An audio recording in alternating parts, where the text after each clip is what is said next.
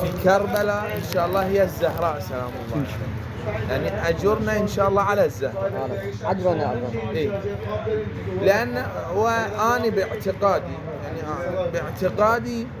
اللي يذهب إلى زيارة المولى أبي عبد الله الحسين يمشي ماشيا على الأقدام في هذه الأيام يتميز عن زائره في سائر الأيام، لأنه مثلا أفرض زيارة الأربعينية،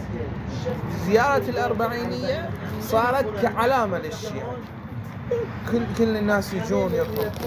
ولكن هذه الزيارة مع فضيلتها مع أجرها عند الله سبحانه وتعالى، أنا أعتقد يعني حسب الروايات هذه الزيارة أعظم زيارة بالنسبة إلى سيد الشهداء عليه الصلاة والسلام، لأن بها روايات كثيرة جدا، منها الرواية المنقولة عن الإمام الصادق عليه الصلاة والسلام أنه قال: إذا كان النصف من شعبان، ليلة النصف من شعبان، نادى مناد من الأفق الأعلى: زائر الحسين ارجعوا مغفورا لكم،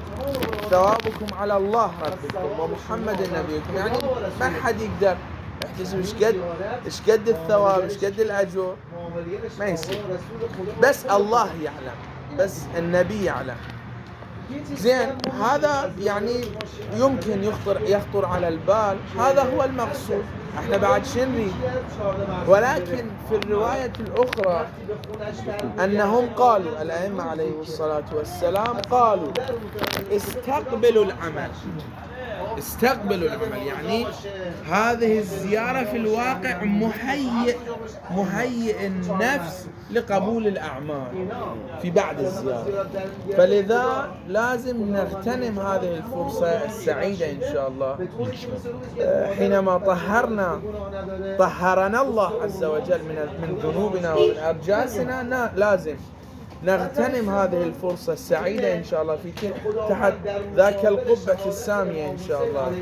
عند الإمام الحسين عليه الصلاة والسلام، ندعو للفرج إن شاء الله. ولكن كيفية التي ورد في الروايات مذكورة: ادعوا للفرج بهذه الكيفية: اللهم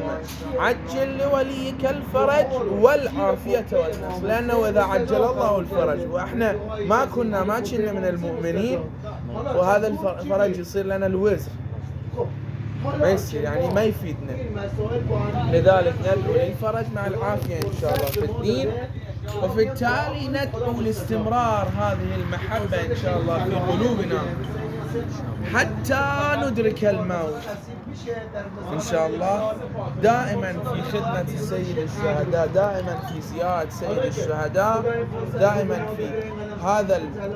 هذه المسيرة وهذه المحبة إن شاء الله. نسأل الله تبارك وتعالى أن يمن علينا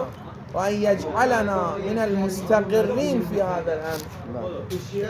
أن يجعل إيماننا مستقرا ولا يجعله مستودعا، ببركة الصلاة على محمد وآل محمد. اللهم صل على محمد. اللهم صل على محمد وآل محمद। ये ईरानी एक मौक़िफ़ है, यहाँ पे हर एक बंदे के लिए मुबल्लिग यानी दर्स दे रहे हैं, यहाँ पे खिदमत भी कर रहे हैं, साथ साथ चाय भी पिला रहे हैं, और साथ साथ जो है ना दीनी तबलीग का भी एहतमाम किया गया है। ये वाक़ई आप इस तबलीग के हवाले से क्या कहते हैं? रहीम, ये इंतहाई अच्छा इक़दाम है कि यहाँ सिर्फ मशी करना काफ़ी नहीं है, बल्कि मशी अगर बामारिफत हो और मशी के साथ साथ जो मशी के जो अहदाफ हैं अगर उसको भी बयान कर दिया जाए, और जिस मकसद के लिए हम मशी कर रहे हैं उस इमाम की ज़ुहूर के हवाले से भी इंसान को अगर आगाही दी जाए, और ख़ासकर जो नौजवान तबका है उसको इस हवाले से अगर हर मौक़िफ़ में या दरमियान में मौक़िफ़ वक्तन अगर रास्ते में अगर इस तरह के मारिफत या इस तरह के जो क्या है हवाले से अगर هذه أسألكم الدعاء इंशाअल्लाह कबूल तक़ब्बल अल्लाह ہر جگہ اس طرح کے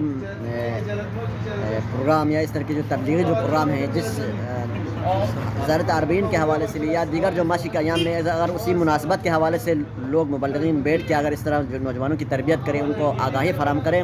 تو یہ ایک انتہائی اچھا اقدام ہے. لوگوں کی تربیت ہو جائیں گی, نوجوان نسل کی تربیت ہو جائیں گی اور ساتھ ساتھ یہ جو روحانی جو سفر ہے اس میں اور مؤثر ہوگا اور انسان کے اندر اس سے زیادہ سے زیادہ روحانیت آئے گی اور زیادہ سے زیادہ ہم اپنے وقت کے امام کی معرفت کے ساتھ ساتھ ایک بامقصد جو مشی ہم کر سکیں گے اور اس میں اجر و ثواب میں بھی انسان کا اضافہ ہوگا اور اس میں ساتھ ساتھ معرفت کے ساتھ ساتھ انسان کے ثواب میں بھی انسان کا جو ہے وہ اضافہ ہو جاتا ہے. تو لذا یہ ایک انتہائی اہم اقدام ہے.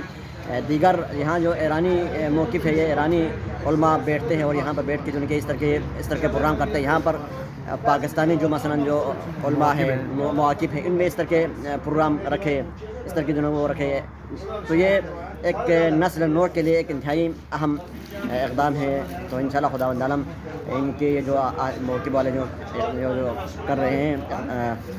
ان کو اللہ دے دیں اور اس طرح باقی کو بھی اس طرح کے اچھے اقدام کرنے کی خداوند عالم توفیق دے.